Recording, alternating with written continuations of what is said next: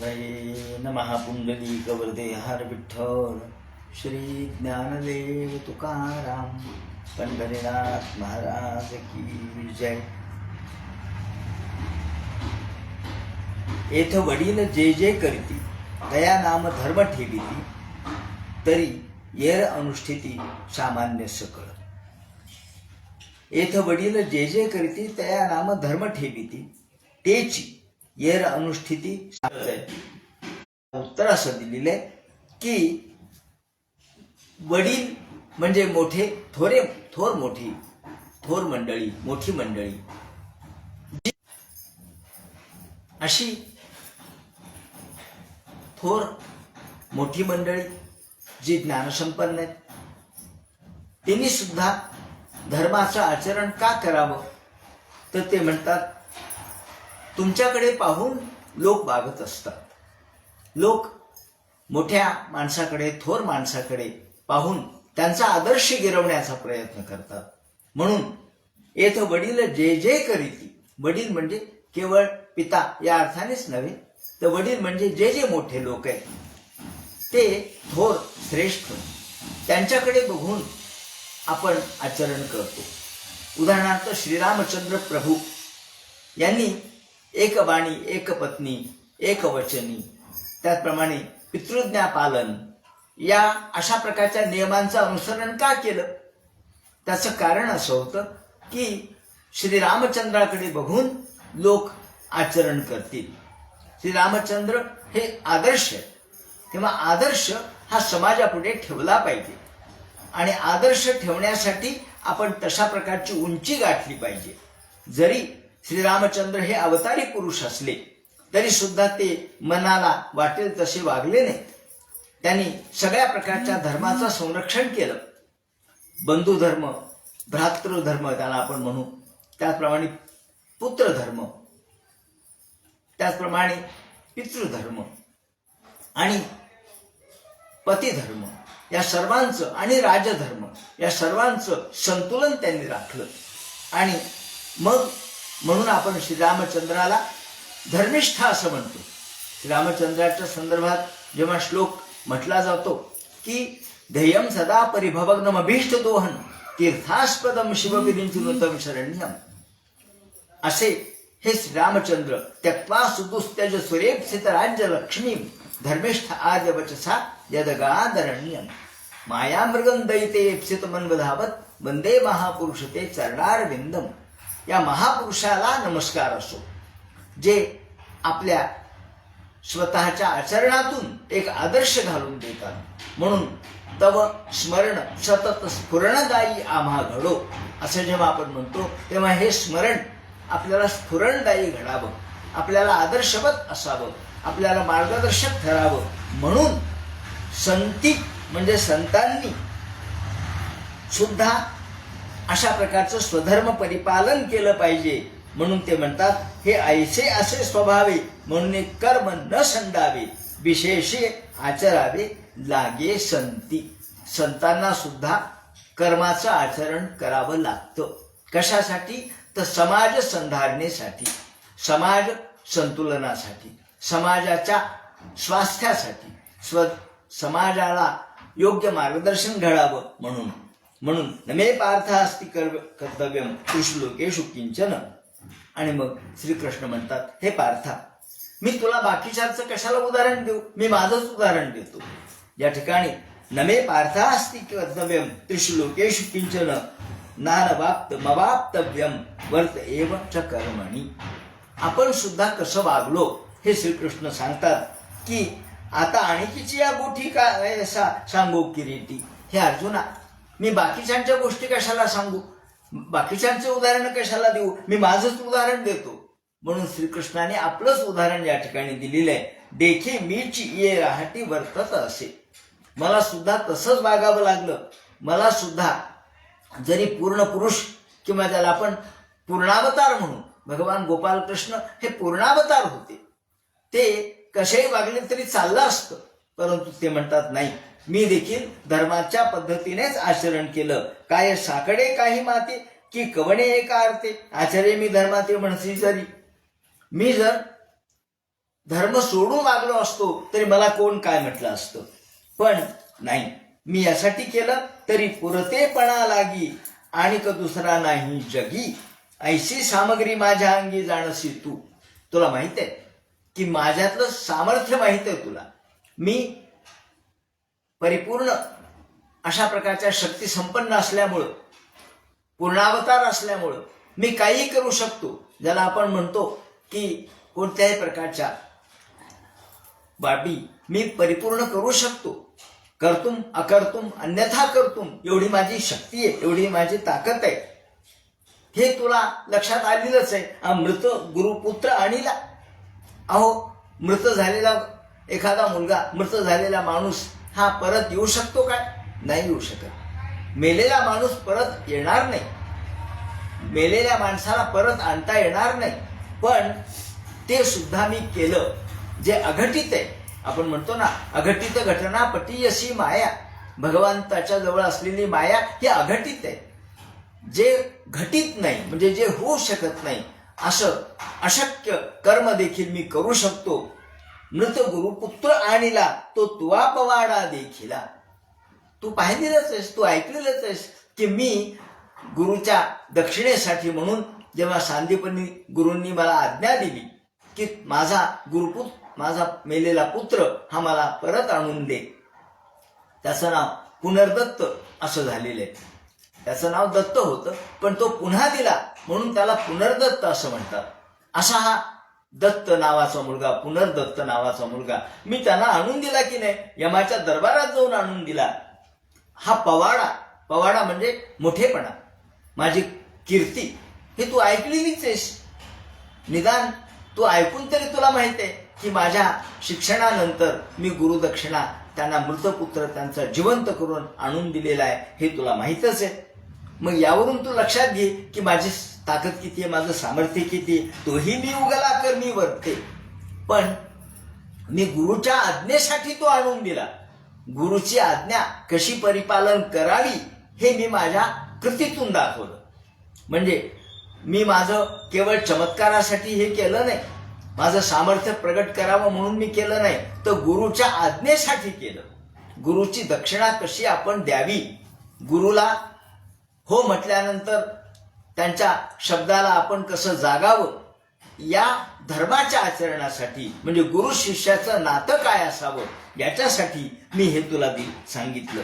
आणि म्हणून परिस्वधर्मे वर्ते कैसा साकांक्षका होय जैसा, तयाचे एका उद्देशा लागून जे भूत जात सकळ असे आम्हा अधीनची केवळ, तरी न व्हावे वरळ म्हणून या. म्हणून हे सगळे जे स्वधर्म आहे ते आपण परिपालित केले पाहिजेत. आणि म्हणून आम्ही पूर्ण काम होऊनी जरी आत्मस्थिती राहुनी, आपण जर असं ठरवलं की नाही आता मला कशाची गरज नाही, मी पूर्ण काम आहे, माझ्या सगळ्या इच्छा परिपूर्ण झाल्यात, आता मी आत्मस्थिती म्हणजे केवळ ब्रह्मज्ञान प्राप्त झाल्यामुळं जे लोक केवळ समाधीमध्ये तल्लीन असतात, निर्विकल्प समाधीमध्ये तल्लीन असतात, तरी प्रजा हे कैसे निस्तरेल. या ठिकाणी मुद्दा फार महत्वाचा आहे, कारण ज्ञानेश्वर माऊलींना समाजाची काळजी आहे. ते म्हणतात एखादे ऋषी मुनी तपस्वी साधू श्रेष्ठ महात्मे आत्मस्थिती असणारे हे कदाचित जपाने तपाने मुक्तही होतील, पण सामान्य माणूस कसा उद्धरणार, सामान्य माणसाला धर्म कसा कळणार, प्रजा ही कशी निस्तरेल, म्हणजे प्रजा कशी उद्धरेल.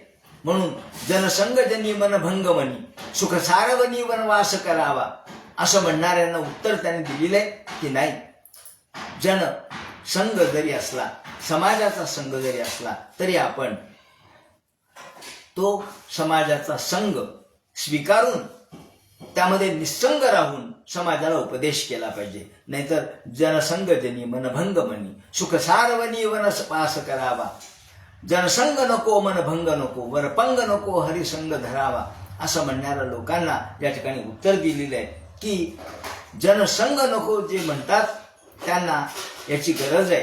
हे सांगितलंय की तुम्ही स्वतः उद्धराल, पण समाजाचा उद्धार तुमच्याशिवाय कोण करील. म्हणून संतांच्या वरती ती जबाबदारी त्यांनी टाकलेली आहे. समाजाच्या हिताची काळजी माऊलींनी या ठिकाणी घेतलेली आपल्याला दिसते. आमुची वास पाहावी मग वर्तती परी जाणावी, ते लोकस्थिती आघवी नासिली होईल. जर आपण समाजाची काळजी घेतली नाही तर समाज हा घसरगुंडीला लागेल, धर्मापासून तो स्खलित होईल, च्युत होईल. आणि म्हणून आपण स्वतः वागून कसं वागावं हे दाखवावं लागेल आपल्याला. आपल्याला वागून दाखवावं लागेल. म्हणून बोले तैसा चाले त्याची वंदावी पाऊले, असं जे संत तुकाराम महाराज म्हणतात ते यासाठी की तुम्ही बोलाही आणि त्याप्रमाणे कृती करा. कृती आणि उक्ती याच्यामध्ये ऐक्य असलं पाहिजे. म्हणून समर्थ जो येथे आथिला सर्वज्ञ तेने विशेष कर्माते तेजावे ना. जो कितीही महात्मा असू द्या, किती मोठे असू द्या, परंतु त्याने स्वधर्माचं परिपालन केलंच पाहिजे. स्वधर्म सोडून त्याने वागता कामा नये. मग हा धर्म आपल्या सोबतच आलेला आहे, आपल्या देहासोबतच आलेला आहे, आपल्या जन्मासोबतच आपल्याला तो प्राप्त झालेला आहे. त्याचा आपण त्याग करू शकत नाही. त्याचं परिपालन हेच समाजासाठी आवश्यक आहे. म्हणजे धर्माचं व्यक्तिगत धर्म आणि समाजगत धर्म अशा दोन्ही पद्धतीच्या धर्माचा विचार माऊलींनी केलेला आहे. व्यक्तिगत धर्माचं परिपालन करता करता आपल्याला समाज धर्म सांभाळायचा आहे. व्यक्तिधर्म जर आपण सोडून दिला, आपण जर कसंही वागायला लागलो, आपण जर मुक्त संचार करू लागलो, तर त्या मुक्त संचारामध्ये लोकांच्या असणाऱ्या अडीअडचणी वाढतील, लोकांच्याही स्वातंत्र्यावर मर्यादा येईल. म्हणून स्वातंत्र्य शब्द सुद्धा इतरांचं स्वातंत्र्य अबाधित ठेवून व्यक्त झालेलं आहे. इतरांचं देखील स्वातंत्र्य, मग ते बोलण्याचं स्वातंत्र्य असो, लिहिण्याचं स्वातंत्र्य असो, हे सगळं स्वतःच्या स्वातंत्र्यामध्ये दुसऱ्याच्या स्वातंत्र्याचा हा संकुचितपणा किंवा त्याचा आपण संकुचित विचार करू शकत नाही. दुसऱ्याचं स्वातंत्र्य अबाधित ठेवून आपल्या स्वातंत्र्याचा विचार करायला पाहिजे. आणि म्हणून या ठिकाणी सुद्धा आपल्या धर्माचा विचार हा समाजाच्या संदर्भातच केला पाहिजे. ते म्हणतात म्हणून समर्थ जो येथे आथिला सर्वज्ञ तेने विशेष कर्माते तेजावे ना. आणि म्हणून देखे फळाची आशा आचरे कामुक जैसा, कर्मी भर हो आवा तैसा निराशाही, जे पुढती पार्था हे सकळ लोकसंस्था रक्षणीय गा. या ठिकाणी सकल लोकसंस्था रक्षणीय गा हा जो माऊलींचा मुद्दा आहे तो अत्यंत महत्वाचा आहे. लोकसंस्था म्हणजे काय? लोकसंस्था म्हणजे हे सगळे वर्णाश्रम धर्म, मग ब्रह्मचर्य आश्रम, गृहस्थाश्रम, वानप्रस्थाश्रम, संन्यासाश्रम हे आश्रम.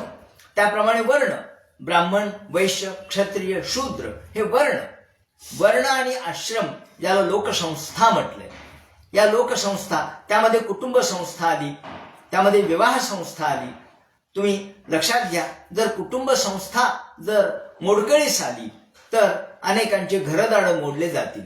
विवाह संस्था जर नष्ट झाली तर कुणी कोणाबरोबर लग्न करील आणि कुणी कोणाबरोबर स्वैराचार करील आणि ते लग्न टिकणारही नाही. आज जवळपास आपल्याला ही स्थितीच्या काठावर आपण आलेलो दिसतो. अगदी महिन्यापूर्वी, 2 महिन्यापूर्वी, 6 महिन्यापूर्वी, अगदी 8 दिवसापूर्वी झालेले लग्न जेव्हा मोडायला लागतात, जेव्हा त्या ठिकाणी काडीमोड होते किंवा मुलगी पळून जाते आणि मग संपूर्ण घरदार संसार उघड्यावर येतो, तेव्हा आपल्याला प्रश्न निर्माण होतो की विवाह संस्थेचा उद्देशच नष्ट झालाय.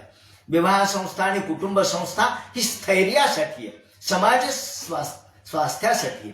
हे समाज स्वास्थ्य, समाज स्थैर्य जर नष्ट झालं तर समाज हा असंतुलित होईल, तो अनिर्बंध होईल आणि म्हणून स्वैराचारी होईल. म्हणून माऊली म्हणतात या सगळ्या लोकसंस्था रक्षणीय गा, त्या रक्षणीय आहेत. आणि म्हणून त्या आपण लोकसंस्थांचा विचार करून धर्माचा विचार केला पाहिजे. शेवटी या ठिकाणी ते म्हणतात मार्गाधारे वर्तावे, विश्व हे मोहरे लावावे, अलौकिका नोहावे लोकाप्रती. कितीही माणूस अलौकिक असला, शंकराचार्यांच्या सारखे मोठे अलौकिक असले तरी त्यांनी सामान्यासारखंच जीवन जगलेले. ते अलौकिका नोहावे लोकाप्रती. समाजामध्ये तुम्ही तुमचं अलौकिकत्व दाखवू नका, तुमचा मोठेपणा मिरवू नका, तुम्ही किती प्रतिष्ठित आहे हे सांगू नका, लोकांच्या सोबत राहा, लोकांच्या सारखं वागा, तरच लोक तुम्हाला मान देतील. या ठिकाणी तुम्ही या ठिकाणी मार्गाधारे वर्तावे. मार्ग जो सांगितलाय, कोणता मार्ग आहे? धर्म हा मार्ग आहे, कर्म हा मार्ग आहे. तो मार्ग सोडून तुम्ही जाऊ नका. मार्गावर, रस्त्यावर जसं माणसाला चालावंच लागतं, रस्ता सोडून चालता येत नाही, त्याप्रमाणे मार्गाधारे वर्तावे आणि विश्व हे मोहोरे लावावे. या ठिकाणी माऊलींनी सामाजिक दृष्टिकोनातून धर्माचा कसा विचार केला हे लक्षात येईल. विश्वाला मोहोरे, मोहोरे म्हणजे पुढं. आपण आज तो ग्रामीण भागामध्ये शब्द वापरतात मोहर, मोहरचं, तर मोहर म्हणजे पुढं. या विश्वाला पुढे नेलं पाहिजे, या विश्वाला गतिमान केलं पाहिजे, या विश्वाला दिशा दिली पाहिजे. या अर्थाने विश्व हे मोहोरे लावावे आणि अलौकिकानो हावे लोकाप्रती. विश्वाची काळजी, समाजाची काळजी, जगाची काळजी माऊलींनी या ठिकाणी धर्माच्या निमित्ताने स्पष्ट केलेली आहे. इथे माऊलींचा धर्मविचार हा समाज धर्माच्या अनुषंगाने अत्यंत महत्वाचा आहे असं वाटतं. पुढचा भाग आपण उद्या चिंतनात करू. कुंडली गवरदे हर विठ्ठल. श्री ज्ञानदेव तुकाराम पंढरीनाथ महाराज की जय.